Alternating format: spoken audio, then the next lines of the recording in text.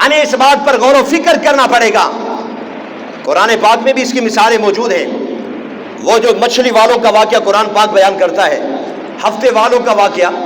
اور جن کو منع کر دیا گیا تھا کہ تم نے ہفتے کے دن مچھلیاں نہیں پکڑنی، قرآن پاک اس واقعہ کو ذکر کر رہا ہے۔ اللہ کریم فرماتے ہیں وَاسْأَلْهُمْ عَنِ الْقَرْيَةِ، آپ پوچھئے ذرا اس بستی کے متعلق معلومات لیجئے میرا پیغمبر۔ وہ بستی جو ایک دریا کے کنارے پہ رہتی تھی اور ان کا پڑاؤ تھا دریا کے کنارے پر، حاضرۃ البحر، وہ ایک بستی تھی، ایک شہر تھا جو دریا کے کنارے پر بسا ہوا تھا۔ ہم نے کہا اذ یعدون فی السبت، ہم نے کہا کہ تم نے ہفتے کے دن کوئی مچھلی نہیں پکڑنی، ہماری طرف سے پابندی ہے، تم نے کوئی مچھلی نہیں پکڑنی، ہم نے ان پر پابندی عائد کر دی۔ اور انہوں نے کیا کیا؟ ہیلا بہانا، ہیرے کے ساتھ انہوں نے مچھلیاں پکڑی۔ ہیرا اس بات کا کہ انہوں نے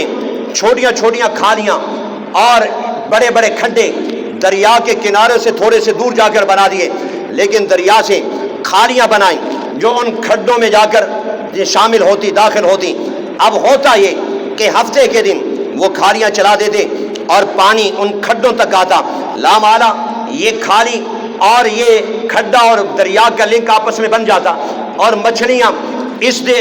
ان کھالیوں کے ذریعے ان کھڈوں تک پہنچتی، اور وہ بڑے بڑے کھڈے ان تک یہ مچھلیاں پہنچتی، ان میں جا کر گر جاتی۔ اب یہ لوگ ہفتے کے دن تو مچھلیاں پکڑنے کے لیے نہ آتے، لیکن اگلے دن جب اتوار ہوتی یہ آتے اور وہاں سے جا کر آرام سے مچھلیاں پکڑ لیتے۔ اللہ نے فرمایا ہم نے کہا تھا کہ تم نے مچھلیاں ہفتے کے دن نہیں پکڑنی، لیکن یہ لوگ باز نہیں آئے۔ فرمایا اذ یعدون فی السبت اذ تأتیہم حیتانہم یوم سبتہم شرعا ویوم لا یسبتون لا تأتیہم، انہوں نے ہیلا اختیار کیا، انہوں نے بہانہ اختیار کیا، مچھلیوں کے پکڑنے کا ایک انداز اختیار کر لیا، اور یہ مچھلیاں اتوار کے دن آ کر پکڑتے اور یہ صریح طور پر حرام کھاتے، لیکن ہیلوں کے ساتھ، بہانوں کے ساتھ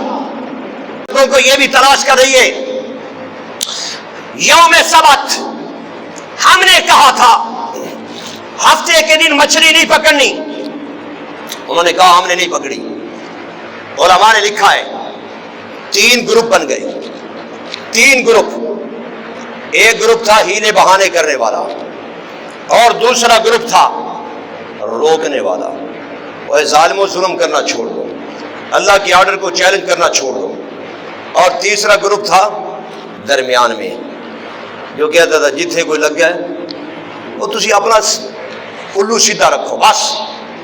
گناہ کرتے وہ کرتے، تم ان کو کیوں ڈانٹتے ہو؟ یہ 3 گروپ تھے، ایک گناہ کرنے والا تھا اور ایک روکنے والا اور ایک درمیان میں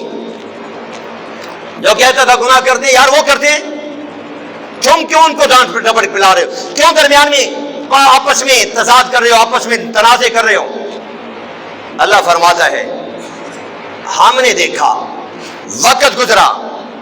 ہمیں غصہ آ گیا، ہمارے آرڈر کو چیلنج کیا جا رہا تھا، اور چیلنج بھی وہ کر رہے تھے جو کلمہ پڑھنے والے تھے، کافر نہیں تھے،